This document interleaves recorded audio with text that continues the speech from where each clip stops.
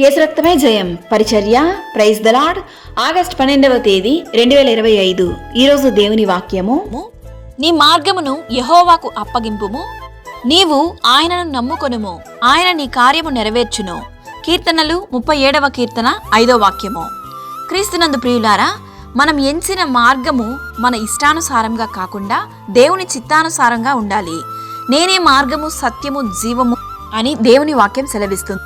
జీవ మార్గమును తెలియజేసిన క్రీస్తును మనం వెంబడించాలి. నీ పనుల భారము యెహోవా మీద ఉంచుము, అప్పుడు నీ ఉపదేశములు సఫలమగునని వాక్యం సెలవిస్తుంది. 12 సంవత్సరాల రక్తస్రావం కలిగిన స్త్రీ దేవుని యందు నమ్మకముంచి ఆయన వస్త్రమును ముట్టెను. వెనువెంటనే ప్రభావము ఆయన నుండి బయలువెళ్ళి ఆమెను స్వస్థపరిచెను. క్రీస్తు చెప్పెను, నీ విశ్వాసమే నిన్ను స్వస్థపరిచెను. మన విశ్వాసం, నమ్మకమే మన జయ జీవితమునకు రహస్యము.